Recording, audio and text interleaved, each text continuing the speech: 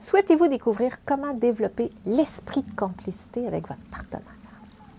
Pour vivre la complicité, vous devez vous chercher un complice. Faire de votre partenaire le complice de votre vie. Allons-y avec un exemple très facile à comprendre et facilement transposable dans la relation. Imaginons que vous voulez organiser un surprise party, un party surprise, à quelqu'un. Vous ne pouvez pas le faire tout seul, vous avez besoin de complices pour y arriver. Qu'est-ce que vous allez faire? Premièrement, si vous le faites, c'est parce que ça vous fait plaisir de le faire. C'est votre idée en général.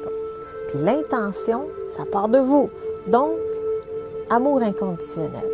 Deuxièmement, vous voulez lui faire plaisir. Donc, vous allez respecter ses goûts, respecter ses limites. Mais vous allez aussi vous tenir en considération là-dedans et respecter les vôtres. Ensuite, vous allez appeler vos futurs complices. Vous allez leur expliquer votre intention de faire plaisir à cette personne-là.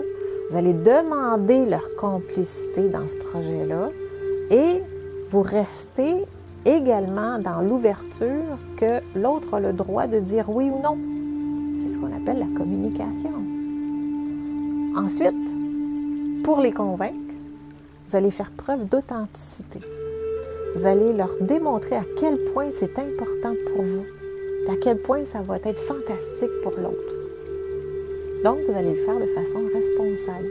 C'est-à-dire que vous allez rentrer dans l'explication, mais sans accusation. Sinon, vous savez que vous n'obtiendrez jamais leur complicité. Ensuite, vous allez leur faire confiance.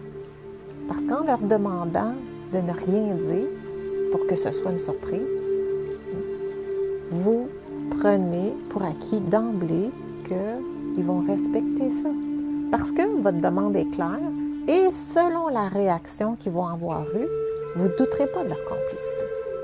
Il y a une certaine intimité qui s'est instaurée entre vous et vos complices dans ce projet-là. Parce que vous leur avez parlé avec votre cœur. Vous leur avez expliqué le rêve de faire plaisir à l'autre. Puis c'était quoi vos objectifs là-dedans? Puis finalement, vous avez obtenu des complices. Puis votre party surprise, il a été un succès. Comment ça se fait que dans un couple, qui est aussi un projet, c'est un projet de vie, que ça devient plus difficile? Pourtant, on a un seul complice à aller chercher.